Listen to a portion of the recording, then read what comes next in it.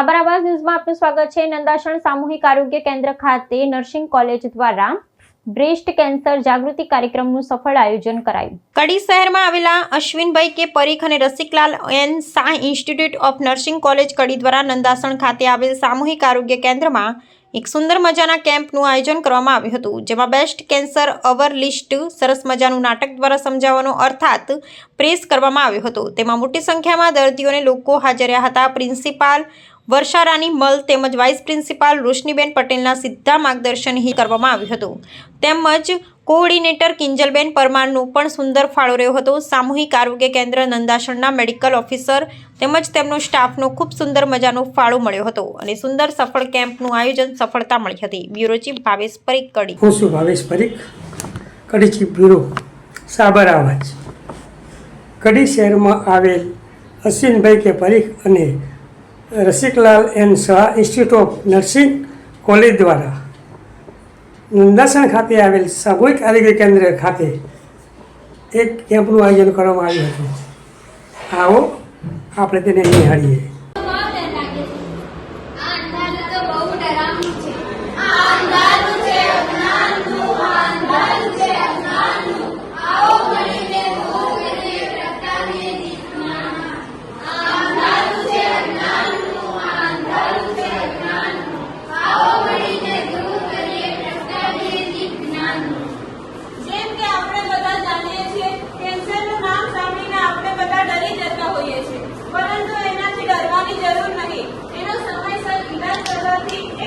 અહીંયા બેસી જાઓ। તો આજે આપણે એક નાટક જોઈશું, કેન્સર દર્દીનું જીવન। તો નાટકના કિરદારોને હું રજૂ કરું છું। રેખાબહેન, રાજેશભાઈના મમ્મી, કમલાબહેન, ડોક્ટર સાહેબ અને ડોક્ટર વૈશાલી અને હું શાંતિ માસી। તો નાટકને આપણે જોઈશું।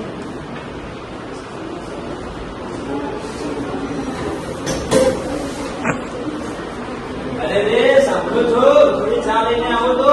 હા લાવો, લ્યો ચા। અરે સાંભળો છો, હા શું થયું? મને થોડા દિવસથી છાતીમાં ગાંઠ જેવો અનુભવાય છે। એમ કે વધારે ગભરાવાની તો વાત નથી ને? ના ના, વધારે તકલીફ તો નહીં, પણ એવું લાગે કે થોડી થોડી ગાંઠ વધે છે। તો હવે શું કરશું? ડોક્ટરને જઈને એકવાર બતાવી આવો। હા સારું। આંગણવાડી મમ્મી શું થયું? મમ્મી મને થોડા દિવસથી છાતીમાં ગાંઠ જેવો અનુભવાય છે। પાછું દુઃખની ગાંઠ હશે। લગ્નની આપણી બધી તૈયારી છે તો પછી અરે શું ચર્ચા કરી રહ્યા છો સાસુ? બહુ છાતીમાં ગાંઠ એવું કરી છે તો ડોક્ટરને બતાવો। અરે આવી નાની નાની વસ્તુમાં શું ડોક્ટરને બતાવો? મારી વહુને પણ હતી પાછલા મહિને, એણે તો લીમડાના પાનનો લેપ લગાવ્યો, એટલે તરત જ સારું થઈ ગયું। તું પણ આવું કર। સારું, કેવું થયું? આ અંધારું છે અજ્ઞાનનું, આ અંધારું છે અજ્ઞાનનું, આવો મળીને દૂર કરીએ પ્રગટાવીએ દીપ જ્ઞાનનું। આ અંધારું છે અજ્ઞાનનું, આ અંધારું છે અજ્ઞાનનું, આવો મળીને દૂર કરીએ પ્રગટાવીએ દીપ જ્ઞાનનું। રાજેશ, રેખા, શાંતિ માસી અને મમ્મીને તો ખબર જ નથી કે છાતીમાં આવી ગાંઠ હોય તો તરત જ ડોક્ટરને બતાવવું જોઈએ। હવે જોઈએ રાજેશ આગળ શું કરશે। 10 દિવસ પછી અરે સારું થઈ જશે। અરે સાંભળો છો, હા શું થયું?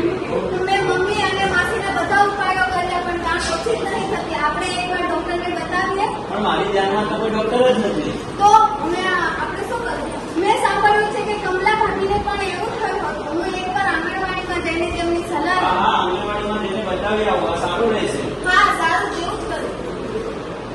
મમ્મી તો ના પાડે છે ડોક્ટર પાસે જવાનું, પરંતુ રાજેશ અને રેખાને થોડી ચિંતા થાય છે।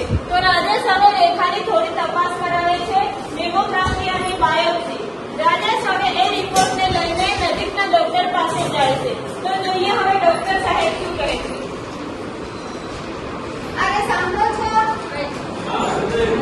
પણ એ તો બધા અંગ્રેજીમાં છે। તો હવે શું કરશો? એક કામ કરું, હું નજીકના ડોક્ટરને જઈને બતાવી આવો। હા સારું, તમે ચડ્યા હો, મને બહુ ડર લાગે છે। નમસ્તે ડોક્ટર સાહેબ।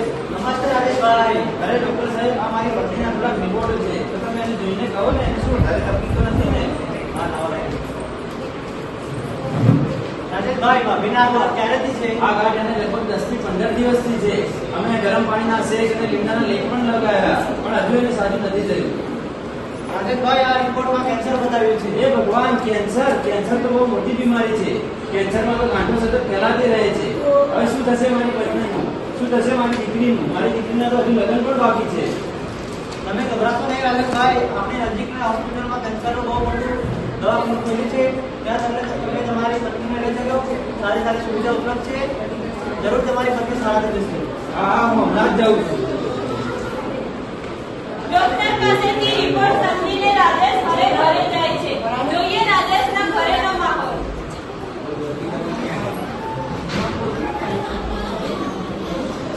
અરે રેખાબેન, તને ખબર છે એ પડોશવાળી વહુ એનો સાતનો પગ પડી ગયો તે લપસીને પડી ગઈ. હા, એને વાગ્યું તો નથી ને? બેટા ડોક્ટરને રિપોર્ટ બતાવ્યા. હા, રિપોર્ટ તો હું બતાવીને આવ્યો. ડોક્ટરે શું કીધું? ડોક્ટરે તો આને કેન્સર કીધું છે, કેન્સર. અને હાય હાય મારી મોતે શું થયું? હવે શું થશે એનું? ક્યારે સાજું થશે? એના દર્દીનો ઈલાજ ક્યાંથી થશે? હમણાં જ તેના દીકરીના લગ્નમાં જવાનું. અરે બહેન, મેં પણ સાંભળ્યું છે એ બીમારી તો જીવલેણ છે. એ બીમારીના ઈલાજ કરતો શરીરના આખા વાળો ઉતરી જાય છે અને શરીર આખું કાળું પડી જાય છે. હું તો એમ સલાહ આપું છું કે તમે પહેલા નેહા દીકરીના લગ્ન કરાવો, કારણ કે વહુ તો કહી ના શકાય, આજે છે કાલે નહીં. એટલે હું તો એમ જ સલાહ આપું કે તમે પહેલા નેહા દીકરીના લગ્ન કરાવો. અરે શું બકવાસ કરી રહ્યા છો? આ તમારા વિચારો જ ખોટા છે. મને પણ 2 વર્ષ પહેલા કેન્સરની બીમારી થઈ હતી, પણ મારો ઈલાજ સમયસર થયો છે. પહેલા તો કિમોથેરાપી અને તેના પછી રેડિયોથેરાપી, અને આજે હું સારી એવી છું. ઘરના બધા જ કામ પણ કરી લઉં છું અને મારી જોડે ગાય ભેંસ પણ છે, અને આંગણવાડીમાં જઈને હું સ્વાસ્થ્ય પ્રત્યે જાગૃત પણ કરું છું. તમને જોયું તો લાગતું જ નતું કે તમને કેન્સર છે. પણ એક વાત પૂછું, તમને ડર નહીં લાગ્યો? અરે રેખાબેન, શરૂઆતમાં તો બહુ ડર લાગ્યો, જાણે કે જિંદગી જ બની ગઈ. મારો ઈલાજ 10 મહિના સુધી ચાલ્યો અને હું આજે સારી એવી છું. ઈલાજ દરમિયાન થોડી તકલીફો થાય, પણ માણસ સારું થઈ ગયો. અને ઈલાજ દરમિયાન વાળ ખરે, પણ મારા તો વાળ હવે લાંબા અને સારા એવા છે, અને હું એક નવું જીવન જીવું છું. નહીં, હું મારી છાતી નહીં કપાવું. છાતી કપાશે એટલે માથાના વાળ નથી તો છોકરાવાળા શું વિચારશે? 2 મહિના પછી તો નેહા દીકરીના લગ્ન છે, બીજો કોઈ ઉપાય નથી.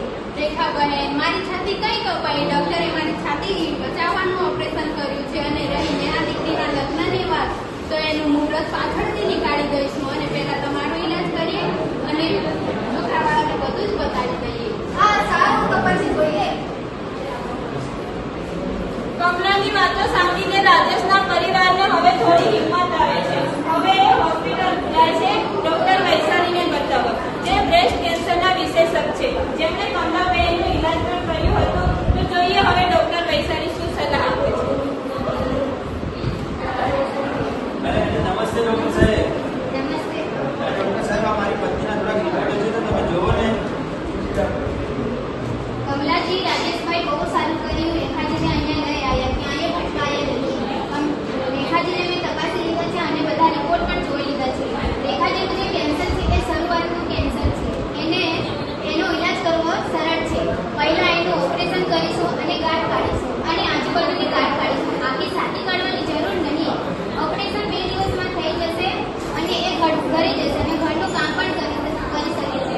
થોડા દિવસ પછી કિમોથેરાપીની દવા ચાલશે, જે 5 થી 7 મહિના સુધી ચાલશે, અને 3 અઠવાડિયા પછી રેડિયોથેરાપી ચાલશે, અને અમુક દર્દીઓને 5 થી 7 મહિના સુધી 5 થી 7 વર્ષ સુધી દવા આપવામાં આવે છે. બધા દર્દીઓનો ઈલાજ એક સરખો નહીં હોતો. કોઈ પણ 2 દર્દીઓનો ઈલાજ એક જેવો નહીં હોતો. તો હું તો કહું છું, રિપોર્ટ થઈ ગયા છે તો ઈલાજ શરૂ કરીએ. પણ ડોક્ટર સાહેબ, એ તો બહુ મોંઘું છે, અને અમે તો રહ્યા ખેડૂત, અમારી જોડે આટલા બધા પૈસા નથી હોય. અરે રાજેશજી, ડરો નહીં. અમારી હોસ્પિટલ તમારા જેવા દર્દીઓ માટે જ ખોલી છે. તમારા જેવા દર્દીઓ માટે અહીંયા સારો એવો ઈલાજ થાય છે. બધા દર્દીઓને અહીંયા સારો એવો ઈલાજ કરીએ છીએ.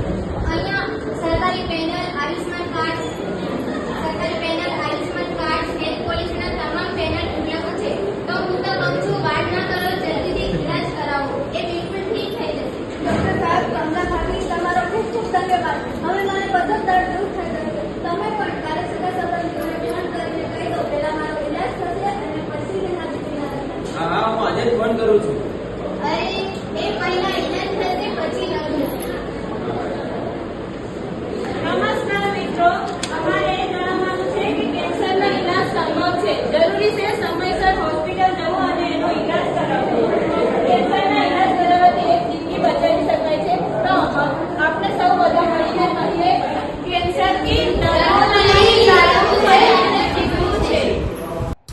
જોવા માટે સાબર આવાઝ યુટ્યુબ ચેનલને સબસ્ક્રાઇબ કરો અને લાઇક કરો, જેથી હવે પછીના દરેક સમાચાર સબસ્ક્રાઇબ કરેલા હશે તેઓને નવા સમાચારની માહિતી મળી જશે.